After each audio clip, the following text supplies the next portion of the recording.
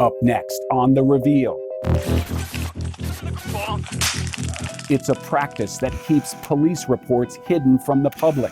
The Reveal exposes how departments got caught keeping 2 sets of books.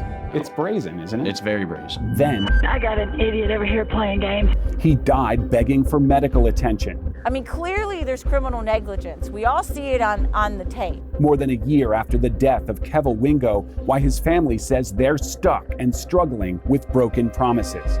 Plus, a long trip home. If you weren't here to do what you're doing, what would be the fate of these dogs? Most of these dogs would not be alive. But these are healthy, adoptable dogs. Yes, loving dogs. Yes. Our investigation uncovers the new life for animals trapped by bad breeders. From our Midtown studios in Atlanta, The Reveal begins now with our multi-Emmy and National Mural Award-winning team of investigators.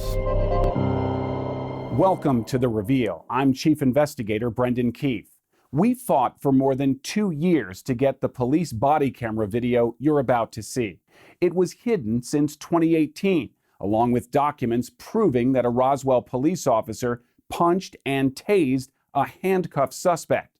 It's just one example of a common practice throughout Georgia that allows police departments to conceal officer misconduct from the people.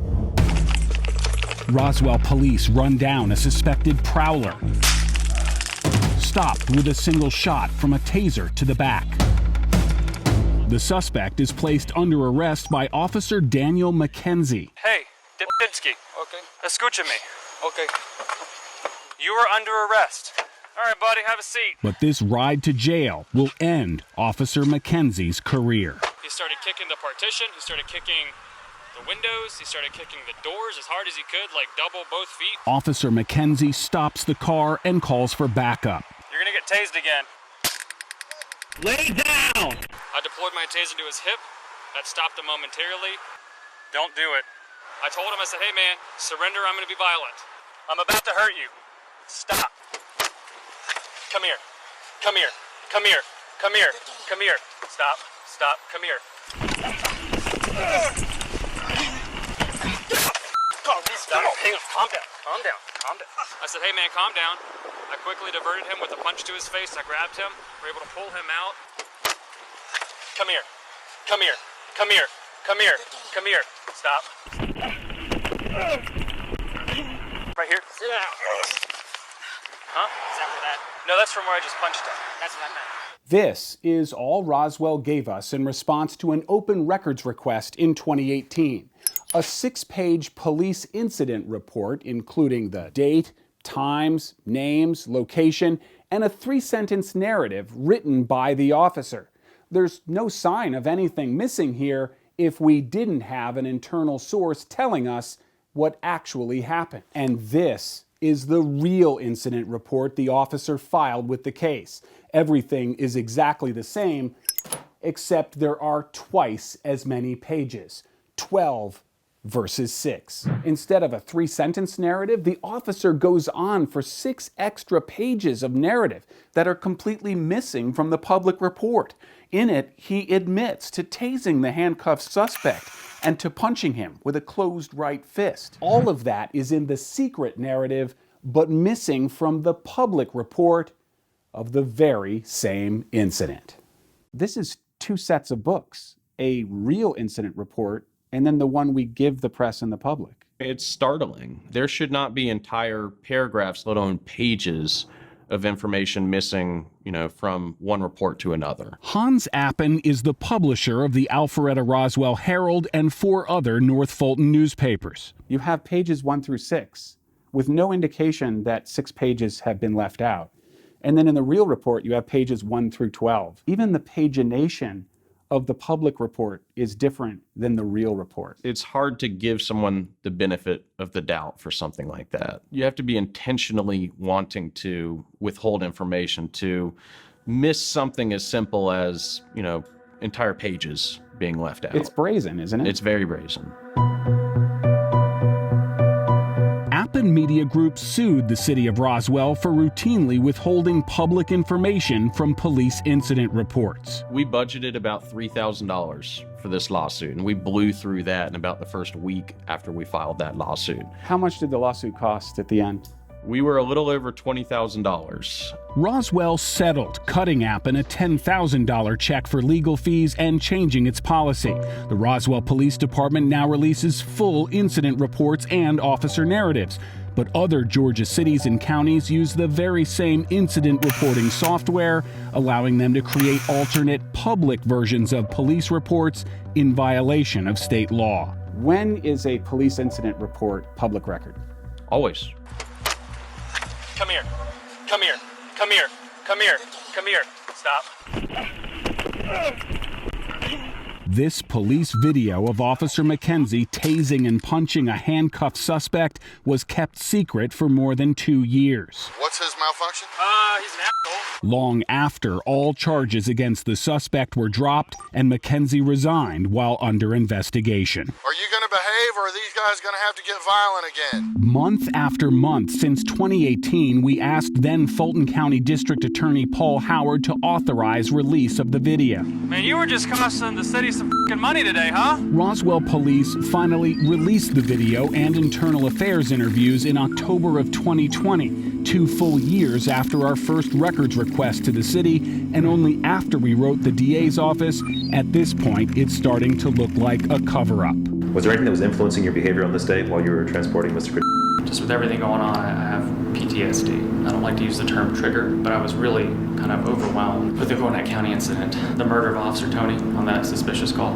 The confidential officer narrative from 2 years ago confirmed that Officer McKenzie had just attended a funeral of Officer Antoine Tony, his former friend and colleague in Gwinnett County, days before the punch that got McKenzie's police certification revoked. Somebody had said that Officer McKenzie had made a comment, alleged comment, about the individual who had killed the Gwinnett County police officer, that somebody needs to get some get back or revenge or something in that manner. So he started kicking this door, tried to open it several times. I said, hey, dumb, can't open the door. So I pulled over. That's when he got real violent. But that's not what the tape shows. The suspect had been kicking the divider, but was calm after McKenzie stopped the patrol car. His report and the video, both kept from the public, tell 2 different stories. Do you see any violent or overtly assaultive behavior from Mr. No. I pointed my taser at the violently thrashing offender and issued command to stop. Do you feel like that's an accurate statement? Upon reviewing that bird's eye view, no, I don't feel that's accurate any longer.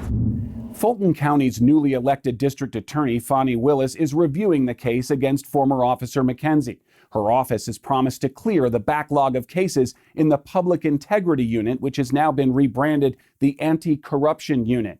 Meanwhile, Georgia's Attorney General has not addressed the issue of police departments keeping 2 sets of books, one for the police department and one for the public. Chris Carr's office declined our request for an interview. Up next on The Reveal, his tragic death sparked outrage and demands for change. It has been almost a year and a half now, and we still can't get anyone to do a proper investigation. Why a family is still begging for justice after what they call a series of broken promises. For more on these investigations or to submit a tip to the Reveal team, text REVEAL to 404-873-9114 or email us at thereveal@11alive.com. Welcome back to The Reveal. The family of a man who died begging for medical help inside a jail says Cobb County's new district attorney broke his promise.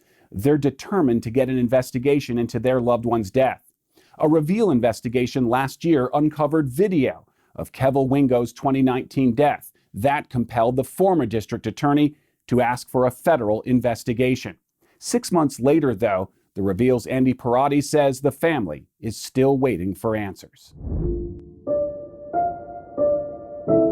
Mr. Wingo's life could have been saved had someone at the detention center just cared a little bit about him that day. There was a glimmer of hope while holding back tears when Kevel Wingo's family joined an October rally, calling for accountability at the jail where he died. Tiffany Wingo is Cavell's sister. Is it safe to say that you were cautiously optimistic at that time? Yes. It appeared as if something was going to happen. Yes. Hopeful because weeks before, the former Cobb County District Attorney asked the U.S. Attorney's Office to open an investigation into Wingo's death and others who have died at the county's detention center. Thanks to 11 Alive and Andy Parati, who's been on this story since the beginning. Last year, a review investigation uncovered the 37-year-old father of three having a medical emergency in 2019, repeatedly begging to be sent to the hospital for nearly 8 hours while struggling to breathe. I got an idiot over here playing games. He's trying to get to the hospital, so he's just playing around. The jail nurse in charge refused to check his vitals, instead putting him in a padded room to mute his screams for help. He died less than an hour later from a perforated ulcer. Tiffany Womack, a lab tech at the time, tried to help Wingo. The nurse told her no. That has bothered me so bad because he was looking at me, and he asked for my help. Yeah. I've played it back a million times. Like, I should overrode her and asked the deputy, hey, just pop the door, I'll get him out. If I get in trouble, I'll get in trouble, Nearly a year and a half later, a review investigation has uncovered Wingo's family claims the county's new district attorney has yet to keep his promise to investigate, and a sheriff's attempt to launch a criminal probe blocked by the state's top law enforcement agency. It starts with this letter Cobb County's new sheriff, Craig Owens, sent on February 4th, asking the Georgia Bureau of Investigation to reopen the investigation into the death of Cavell Wingo. The GBI's response to the sheriff's request? No. The agency director told the sheriff that it reviewed Wingo's case last year and believed investigators acted appropriately. But that doesn't mean a crime didn't happen. What GBI conducted is called an administrative review of Wingo's death. It is not a criminal investigation. It only looked into whether Cobb County investigators followed policies and procedures. That means GBI conducted no new interviews.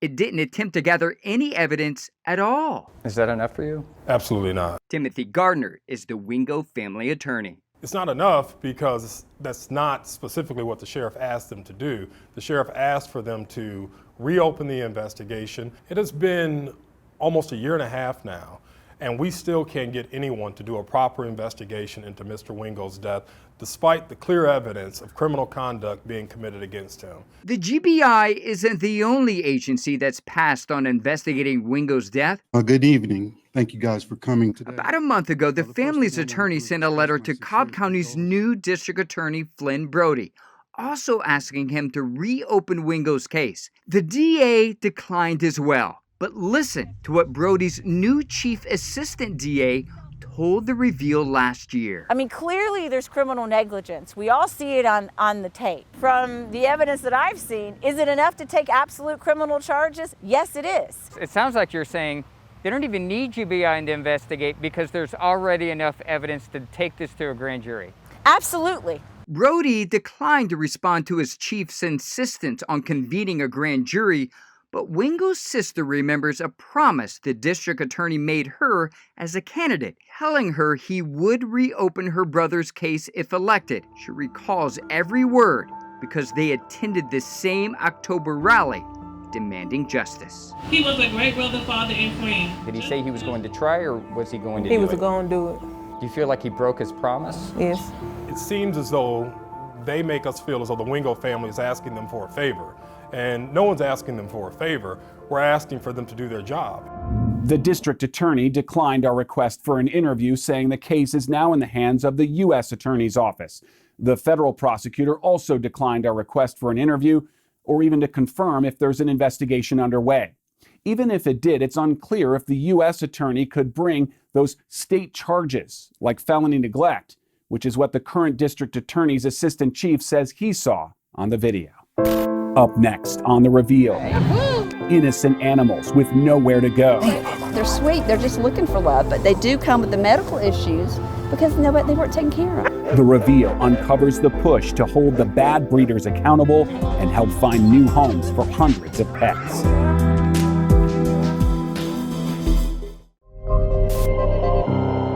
For more than 2 years, Reveal investigator Rebecca Lindstrom has exposed problems with Georgia puppy mills. Lawmakers have since created a trust fund paid by dog breeders. It will help reimburse organizations that care for abused animals rescued in large investigations. But that fund is capped at $200,000. Not much when you consider the actual costs of caring for animals caged in cruelty. Peer into the cages and you may find fear or confusion in the eyes of these dogs and cats. But these are the lucky ones. There's not an overpopulation of pets in the New England area in the north because everyone spays and neuters their pets. For these animals, it is the road trip home. Most of the time, the nonprofit loads one van, but this time it's two. The fear of spreading COVID halted transports out of state for several months. Now, strained foster homes need the relief. So we decided to do 2 vans so we could send as many as we could just in case there was another shutdown. We started following Road Trip's journey more than a year ago while researching the cost of animal cruelty in Georgia. Do you ever just stand back and think, why do we have this many dogs? Oh, every day. Every day. Our focus was on puppy mills, abandoned dogs that breeders can't sell or law enforcement busts for abuse and neglect. We quickly learned no one was tracking that kind of information. So we decided to do it ourselves. Hi, this is Lindsay from 11 Alive. It took weeks to call and email more than 350 licensed organizations. We are doing a survey to ask for medical bills and kennel costs from dogs rescued from licensed and unlicensed breeders. We were told about dogs dumped, deaf and blind puppies, rotten teeth, heartworms, and severe emotional trauma. It's supposed to be a sanctuary, basically, for us and the dogs. Among the dogs rescued were German Shepherds taken from Angela Powell. The Reveal first told you about the breeder in 2019 after dead dogs were found on her property. We immediately recognized that this was a case of felony animal cruelty. It's unclear how much it cost taxpayers to investigate and prosecute her cruelty case, but the Reveal has tracked nearly $350,000 spent by welfare groups to provide shelter and medical care to the dogs. In 2019 alone, volunteer groups say they have spent more than $1 million on dogs abandoned or seized from licensed and unlicensed breeders. There you go, sweet girl. They're sweet. They're just looking for love, but they do come with the medical issues because they weren't taken care of. Animal cruelty is often a crime with no consequence. 2 years after Powell's arrest, she has yet to stand trial. Legislation to hold dog breeders financially accountable for such rescues died as COVID took over the news. This is tiny. And groups like Road Trip Home are left to struggle for donations. Their hearts too big to look the other way. If you weren't here to do what you're doing, what would be the fate of these dogs? Most of these dogs would not be alive. No. But these are healthy, adoptable dogs. Yes, Loving dogs. yes. These rescues are another tremendous cost, one we never expected when we started our research. It cost us about $1,500 per van for just the gas and to cover the driver's expenses. But then you got to figure with each animal that's going, there's probably somewhere between $100 and $150 we've spent. Money spent by the community to clean up a backyard breeder's mess, like the 178 Pomeranians rescued in South Georgia. In our survey, we discovered more than 16,000 dogs transported by a dozen groups to 19 states. It's a lot of trips, yet still not enough to save the thousands of animals euthanized each year. They're going to Massachusetts, New Hampshire, Maine. That's why even with COVID, this team puts on their masks to gather every 2 weeks with a bucket of bungees and a collection of crates to help animals escape almost certain death. If the dog gets on the van and goes, it's going to find a home. It's getting home. Reveal investigator Rebecca Lindstrom is staying on this investigation. To see our entire Caged in Cruelty series, go to 11alive.com.